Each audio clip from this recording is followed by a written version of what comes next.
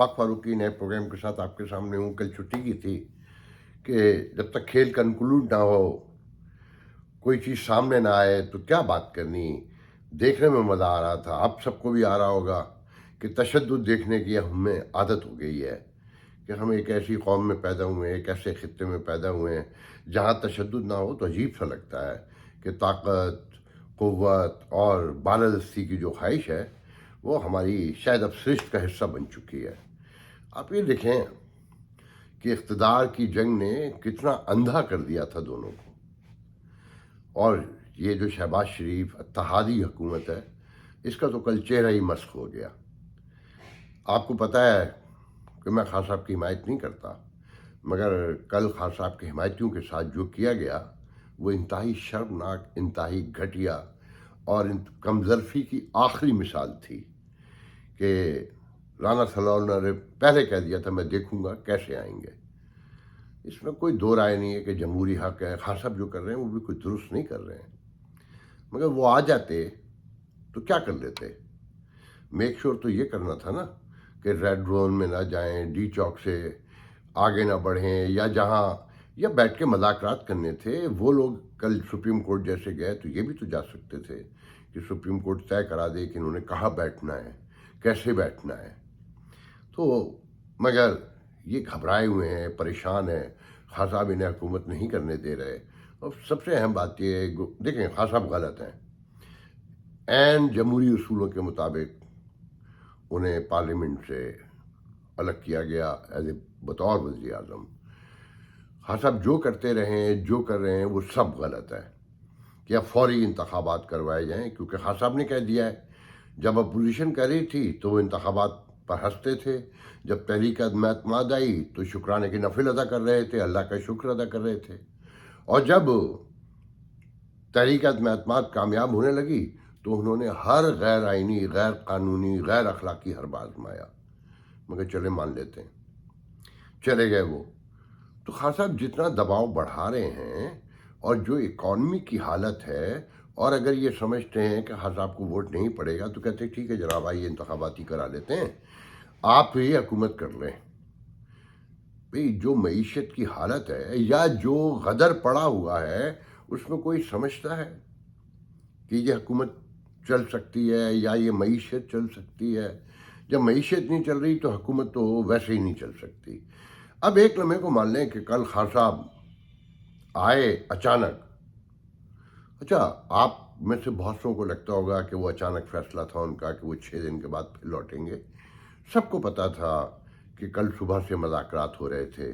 कहने वाले तो ये तक कहते हैं कि शहज़ाद सलमान, उर्दुगान, लेकिन पता नहीं कौन कौन उन मुज़ाकरात के लिए इन्वॉल्व था और कहाँ कहाँ से कोऑर्डिनेट किया जा रहा था और कैसे कैसे किया जा रहा था, मगर दोनों झूठे। मीडिया पर आके कहते थे कोई मुज़ाकरात नहीं हो रहे, कोई गुफ्तगू नहीं हो रही, एक दूसरे की शक्लें भी नहीं देखेंगे, मगर मुज़ाकरात हो रहे थे।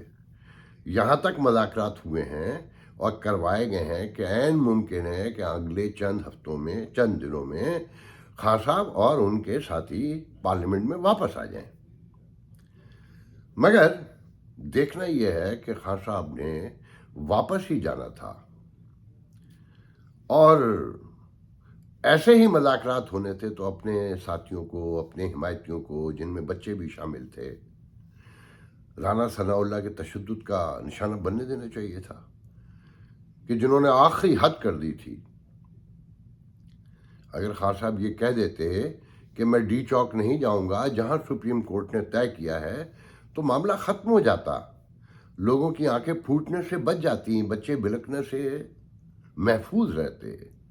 जो बूढ़े जो खान साहब पर एतमाद करते हैं और वो समझते हैं कि निज़ाम बदलना चाहिए, क्योंकि वो गलत समझते हैं खान साहब निज़ाम नहीं बदल सकते, कि खान साहब के साथ जो लोग भी बैठे हैं उनकी अक्सरियत पुश्तैनी मुनाफिकीन की है, पुश्तैनी मुनाफिकीन के साथ मफाद परस्तों की है, जो पुश्तों से यही काम करते आ रहे हैं और नेकनाम बनते हैं। उनकी घिनौनी कहानियाँ, मैं किसी का नाम नहीं लेना चाहता, उनकी पुश्तों की, ख़ानदानों की घिनौनी कहानियाँ मौजूद हैं। चोरी, लूट मार اور اقتدار پہ قبضہ ان کی سرشت کا حصہ ہے. اور خان صاحب کو بھی جتنا لگاؤ ہے وہ عوام سے، وہ ہم 3.5 سال میں دیکھتے رہے ہیں. اور وہ بھی بہت سی ایسی باتیں ہیں جن کا یہاں ذکر بھی ممکن نہیں ہے. یاد رکھیے گا، جب دو دوست شام گئے، چائے پہ بیٹھے ہیں یا شغل کر رہے ہوں، وہ ایک دوسرے سے جھوٹ نہیں بولتے. وہ جو قصے ایک دوسرے سے ایکسچینج کرتے ہیں، اس پہ قہقہے لگاتے ہیں یا گالیاں دیتے ہیں یا غم و دکھ کا اظہار کرتے ہیں، وہ سب سچے ہوتے ہیں. بہرحال کل پاکستان کی تاریخ میں ایک اور بدترین سیاہ دن تھا. جس طرح لوگوں کو مارا پیٹا گیا، اور پھر جس طرح خان کے لوگوں نے کیا، وہ بھی کوئی کم نہیں تھا. اس کی بھی کوئی حمایت نہیں کی جا سکتی یا تعریف نہیں کی جا سکتی. اور یہ سب کچھ کل ایک ایسے دن میں ہوا جس کے لیے یہ ملک ہمیشہ سے اپنے آغاز سے، ابتدا سے، قیام سے سیج میں ہے، کشمیر، کہ ایک جد و جہد کے عظیم مجاہد یاسین ملک کو سزا سنائی گئی، اور اس کے بارے میں سب کو پتہ تھا. اور اس میں بھی دکھ کی سب سے بڑی بات یہ ہے کہ آزاد کشمیر کا وزیر اعظم، جو اس کشمیر کا حصہ ہے، وہ اپنے مجاہد کی سزا کے اوپر رونے کے بجائے ایک جھوٹا بیان بھی نہیں دے سکا. وہ کہتا تھا کہ خان کی حمایت کے لیے میرے جتھے اسلام آباد میں موجود ہیں. ہائے یاسین ملک، میں یاسین ملک سے ملا ہوں. پوری ایک رات میں نے اور یاسین ملک نے ساتھ گزاری ہے. ہمارے ایک مشترکہ دوست ہیں نیو یارک میں، بھارتی کشمیری ہیں، ظہور وانی لائر ہیں، بڑے ہمبل سے انسان ہیں. ان کے گھر ایک رات میں نے پوری گزاری یاسین ملک کے ساتھ. میں نے اپنی زندگی میں بہت کم اتنے با علم لوگ دیکھے جنہوں نے اسکول بھی نہیں دیکھا پراپر. شاید مڈل کلاس تک اسکول گئے یاسین ملک، مگر آپ تاریخ سے لے کے جغرافیے سے لے کے سیاسیات، معاشیات سے لے کر جہاں تک چلے جائیے سماج تک، ان کی معلومات، ان کی نگاہ، ان کا تھاٹ بہت کم لوگوں نے دیکھا ہوگا. اور پھر ان کے بدن کی شاید ہی کوئی ہڈی ہو جو بھارتیوں نے، درندوں نے توڑ نہ دی ہو. ان کی ساری عمر جیل میں گزری، یہاں تک کہ ان کے جبڑا تک ٹوٹا ہوا تھا. ان کے ہاتھ کی انگلیاں، ان کی کلائیاں میں نے خود دیکھیں. وہ مسکرا کے بتاتے رہے کہ ہاں، یہ فلانی دفعہ جب میں جیل گیا تمہیں توڑ دیا گیا. اور یہ ہڈی میری جب میں اس عمر میں تھا اور گرفتار ہوا تو مار مار کے توڑ دی گئی. یہ آج کی ریاستیں، خاص کر تیسری دنیا کی ریاستیں، یہ وحشت کی علامت ہیں. یہ یہاں انسانی حقوق، شہری حقوق، آزادیوں کا کوئی تصور نہیں ہے. اور ریاست پاکستان کے کمزور ہونے سے کشمیر کی آزادی کا خواب پریشاں بن چکا ہے. اور وہاں یاسین ملک جیسے، یاسین ملک، سب کی قربانیاں مجھے تو رائیگاں جاتی ہوئی لگتی ہیں کہ جب آزاد کشمیر کا وزیر اعظم اسلام آباد میں خان کی حمایت کے جتھے بھیج رہا ہو اور فخریہ بیان کر رہا ہو، مگر اسے یہ یاد نہ رہے کہ آج اس کے ایک مجاہد کو، ایک باغی کو، ایک آزادی کا لمبردار کو، جس کی ساری عمر جد و جہد میں کٹی، سزا سنا دی گئی. اس کی 10 سال کی بچی، اس کی بیوی دھاڑے مار مار کے روتے رہے کہ خان صاحب، یہ آج کا دن تو میرے شوہر کے نام تھا، اس کی آزادی کے لیے، اس کی رہائی کے لیے، بھارت کی مذمت کے لیے. مگر آپ دکھ اور تکلیف کی سب سے بڑی بات جو میں نے نوٹ کی کہ خان صاحب آئے تو مجھے امید تھی کہ وہ اپنی تقریر میں یاسین ملک کو مخاطب کریں گے اور کہیں گے کہ ہم تیرے ساتھ کھڑے ہیں، اور بھارت کو کہیں گے، مودی سے کہیں گے کہ مودی، ہماری اس لڑائی میں کشمیر کہیں غائب نہیں ہوا ہے، ہم اس معاملے میں سب ایک ہیں. اور یاسین ملک کے ساتھ جو کچھ بھی آج تم کر رہے ہو تو تم یہ مت سمجھنا کہ ہم منتشر ہیں. یہاں اپوزیشن، حکومت، اسٹیبلشمنٹ، عوام سب ایک پیج پہ کھڑے ہیں اور تمہارے اس اقدام کی شدید مذمت کرتے ہیں. مگر خان نے بھی ایسا کچھ نہیں کیا. اب ایسے میں سوچ لیں کہ ہم کہاں جا کر کھڑے ہو گئے ہیں کہ جس کشمیر کے نام پر ہم نے بھوک، غربت، ننگ، بیماری، بے روزگاری، بیماری، بدعنوانی، قلبہ پروری سب سمیٹی، مگر کشمیر ملنا تو دور کی بات. اب تو صاف کھلا مشورہ دیا جاتا ہے کہ اسے بھول جاؤ، اور بھول بھی جانا چاہیے کہ شاید کشمیریوں کی زندگی میں کوئی بہتری آئے کہ ہم نے درمیان میں انہیں لٹکا رکھا ہے 74 سال سے. ہم ان کے لیے تو کیا اپنے لیے کچھ نہیں کر پائے. بند کریں اب یہ جھوٹ بولنا، بند کریں یاسین جیسے لوگوں کی اور قربانیاں لینے کی کوشش نہ کریں. اب دیکھیں کہ جو ماحول بنایا جا رہا ہے ملک میں کہ یہ حکومت تو ختم ہو گئی، IMF سے مذاکرات ختم ہو گئے. دیکھیں وہ کہتے ہیں نا کہ جب بڑے عہدوں پر کسی کو برطرف کیا جاتا ہے تو بہت آخری ورسٹ سچویشن ہوتی ہے تو اسے برطرفی کا اعلان کیا جاتا ہے، ورنہ 99% کہا جاتا ہے کہ آپ استعفیٰ لکھ کر دے دیں، آپ کو باعزت ایگزٹ دیا جاتا ہے. ایسے ہی IMF نے یا حکومت جو بھی کہے کہ مذاکرات ایکسٹینڈ ہو گئے، آئندہ ہوں گے، اور بڑی خوشگوار گفتگو رہی، مگر انہوں نے صاف کہہ دیا ہے کہ حضور سبسڈی ختم کیجیے. دیکھیں مہنگائی تو پوری دنیا میں ہے. پیٹرول کی جو قیمت پاکستان میں وصول کی جا رہی ہے وہ ریئل قیمت نہیں ہے، وہ زمینی سچائیوں سے کہیں دور ہے. مگر مسئلہ یہ ہے کہ امریکہ میں، یورپ میں یا دنیا میں جہاں جہاں سب جگہ مہنگائی ہوئی ہے وہاں روزگار کے مواقع ہیں کہ یہاں اگر کوئی مزدور 150 روپے کماتا ہے، $150، اور مہنگائی ہو گئی، افورڈ نہیں کر سکتا تو وہ 2 گھنٹے ایکسٹرا کام کر لیتا ہے تو وہ مہنگائی کور ہو جاتی ہے. ڈرائیور 2 گھنٹے ایکسٹرا گاڑی چلا لیتا ہے. ہر فیلڈ میں یہی ہو رہا ہے. IT کی فیلڈ میں تو لوگ ڈبل جاب کرتے ہیں. اب بڑی اکثریت ڈبل جاب کرتی ہے، جو ریموٹ جاب کرتے ہیں، گھر بیٹھ کے کرتے ہیں، تو انہیں مہنگائی نہیں نظر آتی. پاکستان میں تو یہ مواقع ہی نہیں ہے. اصل لڑائی تو ذرائع آمدن ہے نا، کہ کہاں سے آئیں گے پیسے. اب تصور کریں کہ جس کی تنخواہ 30,000 ہے وہ 300 روپے کا پیٹرول 150 سے ایک دم 300 روپے لیٹر خریدے گا. پھر وہ آٹا بھی آج ہی مہنگا ہو گیا 3 روپے تو، اور زندگی کی ہر چیز مہنگی ہوگی. پھر ساتھ میں وہ ہر ادارے میں جا کر رشوت بھی دے گا، ہر اپنے جائز کام کے لیے اسے رشوت بھی دینا ہے، کیونکہ لوٹ مار ریاستی اداروں کی شناخت بن چکی ہے.